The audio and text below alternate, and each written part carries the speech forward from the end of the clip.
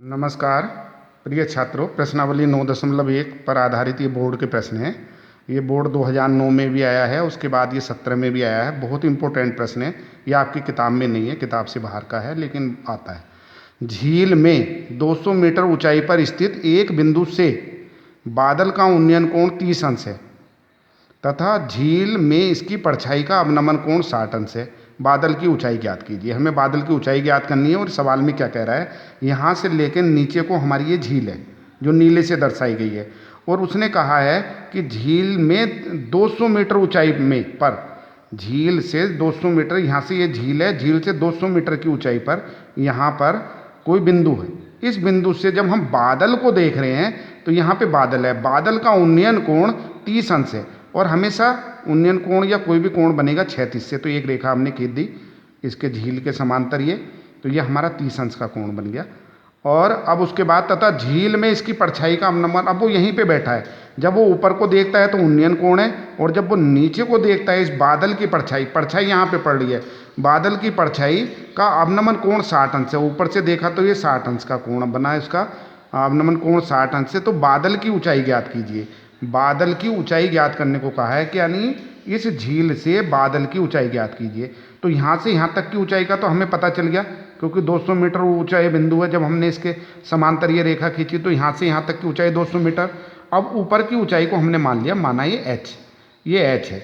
अब ये जो झील से ऊपर की जो सारी ऊंचाई हो गई, ये 200, तो ये यहाँ से यहाँ तक, और ऊपर वाली h यानी 200 प्लस h हो गई। और जब ये झील से और बादल की ऊंचाई 200 प्लस h है, तो इस बादल की झील के अंदर गहराई में जो परछाई होगी वो भी 200 प्लस h होगी। ये 200 प्लस h होगी। अब हम देख रहे हैं यहाँ पे कि हमारे दो समकोण त्रिभुज बन गए। एक समकोण त्रिभुज बन गया ABC और एक समकोण त्रिभुज बन गया ABF। अब इन दोनों त्रिभुजों में लेना है। हमने यहाँ से यहाँ तक की दूरी को x मान लिया, तो ये भी x हो गई। अब हम इस यहाँ पे हल्का सा नोट कर दिया, BC बराबर h और AB बराबर AB ये वाली, और ये D बराबर x। इसी तरह AD बराबर, ये हमने इसके AD बराबर B, क्योंकि इसके हमने ये पैरेलल रेखा खींची थी यानी क्षैतिज। अब ये कोण ये वाला 30 अंश और ये नीचे को अवनमन कोण 60 अंश। अब हमने इसमें शो कर दिया EF बादल की परछाई, यहाँ से EF ये बादल की परछाई है और EC ये बादल की ऊंचाई है, और ये दोनों बराबर होंगी। तो अगर ये बादल की ऊंचाई हमें पता है, जब यहाँ से यहाँ तक 200 है, ऊपर को h है, तो ये 200 प्लस h हुई, तो ये परछाई भी 200 प्लस h हुई। हमने यहाँ पे नोट कर दी। अब हम समकोण त्रिभुज छोटे वाले में लेंगे ABC में यानी कि जो हमारा लंब है BC बटे आधार AB, BC बटे AB यानी tan 30 अंश का मान 1/√3।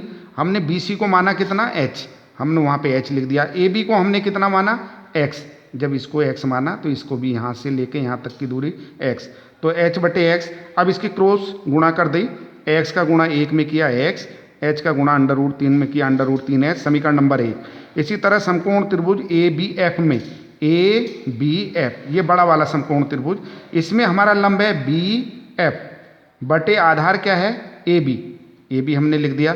अब यहाँ पे BF हमारा कितना है, BF को हमने पहले ही लिख दिया कि जो ये BF है, देखिए यहाँ से लेके यहाँ तक जो झील है ये 200 प्लस h थी, और ये ऊपर को यहाँ से यहाँ तक की ऊंचाई ये 200 है, तो हमने पूरा लिख दिया 200 ये ऊपर की, और ये झील के अंदर की परछाई 200 प्लस h, और AB हमारी x ही होगी, तो x लिखा। अब हमने यहाँ पे 200 और 200 जोड़ दिया, 400 प्लस h बटे में x, और जिसके नीचे कुछ नहीं उसके बटे में 1, और यहाँ पे x का गुणा √3 में किया तो √3x, 400 प्लस h का 1 में गुणा कर दो, यही रह गया। और अब इसको कह दिया हमने समीकरण नंबर 2, समीकरण 1 व समीकरण 2 से। अब समीकरण 1 से हमने जो x का मान √3h है वो इसकी जगह पे रख दिया, √3 तो ऐसे उतार दिया, x की जगह पे √3h रख दिया बराबर 400 प्लस h। अब √3 का √3 से गुणा किया तो 3h, और ये 400 प्लस h। अब इस h को हम बाईं तरफ ले आए तो ये हमारा 400, अब ये 2h बराबर 400, h बराबर 400 बटे 2, h आ गया 200।